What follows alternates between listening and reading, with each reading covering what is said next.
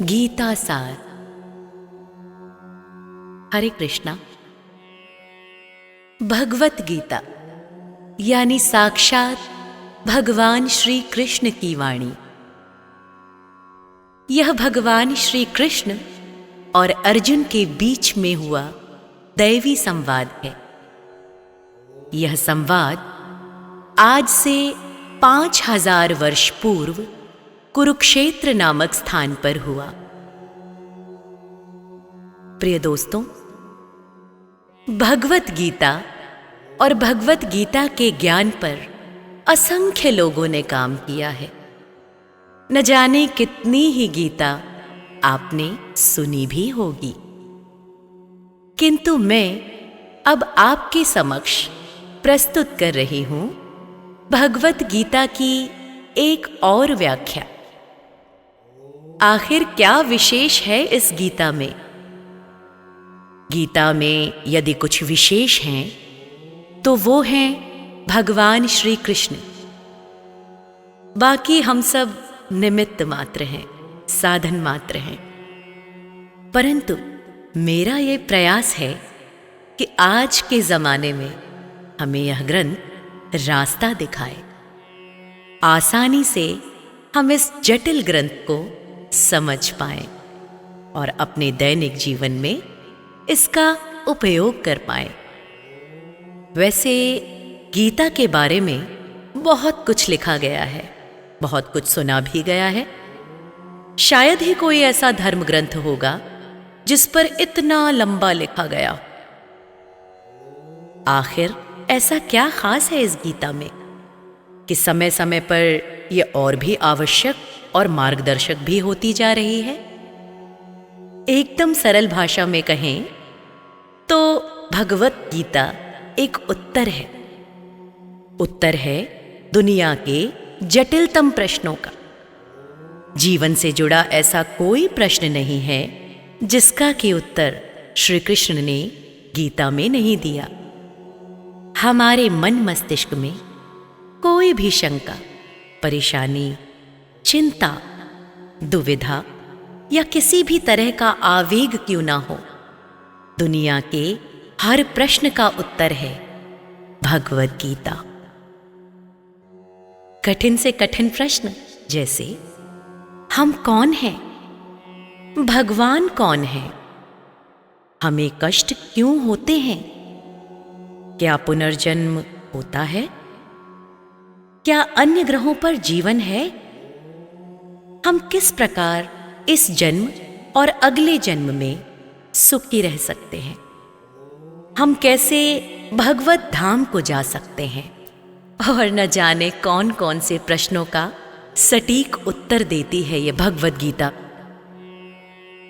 भगवत गीता में कुल 18 अध्याय हैं और हर अध्याय में वेदों और उपनिषदों का सार है। इसके हर अध्याय में आप अपने आप को अर्जुन ही समझिए, क्योंकि अर्जुन की हर शंका, उसका हर डर, हर संशय वैसे देखा जाए तो हमारी ही परेशानी है, और जिसका हर हल बता रहे हैं श्री कृष्ण। मित्रों, कृष्ण को सिर्फ अर्जुन का सारथी मत मानिएगा, अपितु उन्हें अपने जीवन का भी सारथी मानिएगा, क्योंकि यदि उनके कहे अनुसार मैं और आप चलेंगे तो मैं दावे के साथ कह सकती हूं कि हमारे जीवन की सारी परेशानियों को हम आसानी से पार कर जाएंगे। आज यहां जीवन की प्रैक्टिकल प्रॉब्लम्स की बात की जाएगी दोस्तों। तो आइए आपको लेकर चलती हूं गीता के 18 अध्यायों के सफर पर। 13वां अध्याय। श्री कृष्ण बोले, हे कौन्तेय, यह शरीर क्षेत्र कहलाता है। इसके जानने वाले को क्षेत्रज्ञ कहते हैं। इस संपूर्ण क्षेत्र में क्षेत्रज्ञ मुझे ही जानो। क्षेत्र और क्षेत्रज्ञ का जो ज्ञान है, मेरे मत से वही ज्ञान है।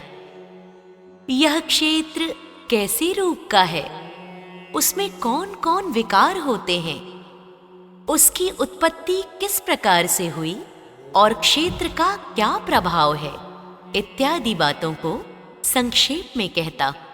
सुनो। अनेक ऋषियों के अनेक प्रकार के छंदों में इसको बताया है। वेदों ने भी पृथक पृथक वर्णन किया है और हित वाले ब्रह्म सूत्र में पदों में भी यह ज्ञान निश्चय किया गया है।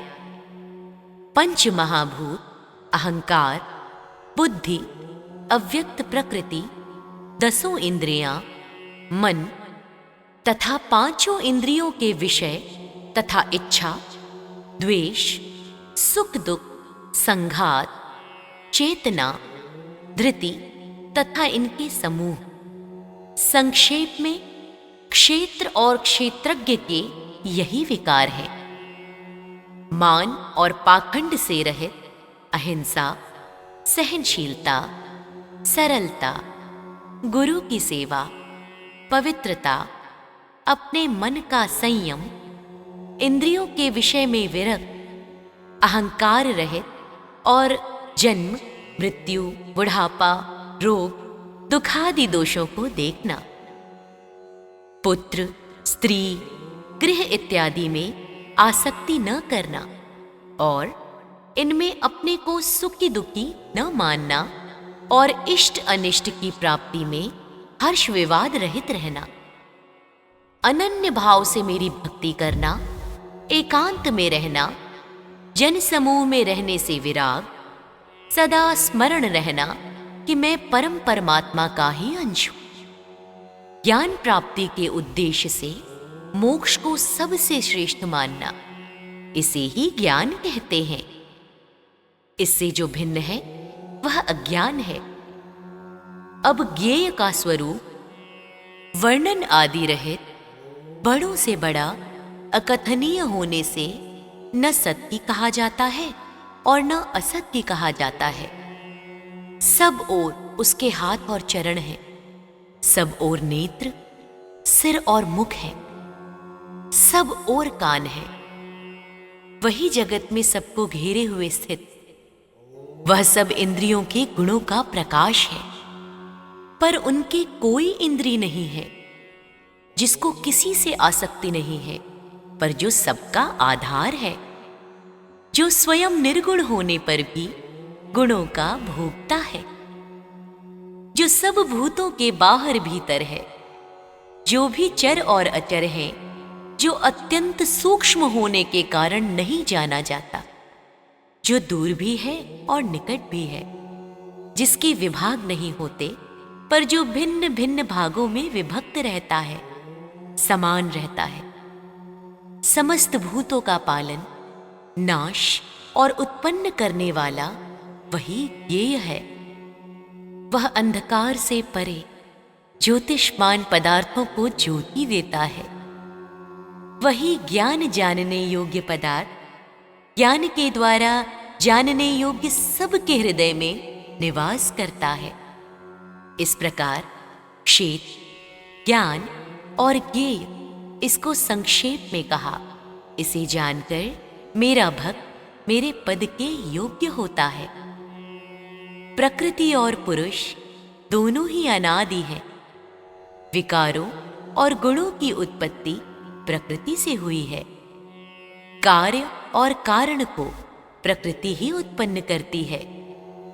पुरुष तो सुख और दुख का भोगता है। प्रकृति में पुरुष रहता है, प्रकृति के गुणों का उपभोग करता है। तदनुसार उत्तम तथा अधम योनि में जन्म लेता है। इस देह में उसे उपदृष्टा, अनुमंता, भर्ता, भोक्ता, महेश्वर, परमात्मा और परम पुरुष कहते हैं। इस प्रकार के गुणों के साथ प्रकृति और पुरुष को जो जानता है, उसका रहन सहन चाहे जैसा हो, पुनः जन्म नहीं होता। कोई ध्यान से, कोई सांख्य योग से और कोई कर्म योग के द्वारा अपने को आत्मा में देखते हैं, परंतु कोई तो इस प्रकार से न जानते हुए भी दूसरों से सुनकर ध्यान करते हैं और श्रद्धा से सुनकर वे भी मृत्यु के पार चले जाते हैं। हे अर्जुन, स्थावर या जंगम सब प्राणी क्षेत्र और क्षेत्रज्ञ के संयोग से ही होते हैं। परमेश्वर सब भूतों में समान रूप से ही है। भूतों के नष्ट होने पर भी उनका नाश नहीं होता। सब में समान रूप से स्थिति परमेश्वर को देखता हुआ जो अपनी आत्मा का नाश नहीं करता, वह उत्तम गति प्राप्त करता है। जो यह देखता है कि प्रकृति द्वारा सब कर्म होते हैं और आत्मा अकर्ता है, वही मानो देवता है। जब वह भिन्न भिन्न भूतों को परमेश्वर के बीच एक रूप देखता है और उसी से उनका विस्तार देखता है, तब वह ब्रह्म को प्राप्त होता है। अतः हे कौन्तेय, अनादि और निर्गुण होने से परमेश्वर अव्यय है। शरीर में रहता हुआ भी वह कुछ नहीं करता, न उसमें लिप्त होता है। जैसे आकाश सर्वत्र व्याप्त होने पर भी किसी से नहीं मिलता, उसी भांति देह में सर्वत्र व्याप्त यह आत्मा भी इसमें लिप्त नहीं होती। हे अर्जुन, जैसे एक ही सूर्य सारे लोकों को प्रकाशवान करता है, वैसे ही क्षेमज्ञ समस्त क्षेम को प्रकाशित करता है। जो लोग ज्ञान दृष्टि से क्षेत्र क्षेत्रज्ञ का भेद तथा भूतों की प्रकृति देखकर मोक्ष का उपाय जान लेते हैं, वे परम पद को पा लेते हैं। इति श्रीमद्भगवत गीता त्रयोदश अध्याय संपूर्णम्। तो प्रेम से बोलिए भगवान श्री कृष्ण की जय हो।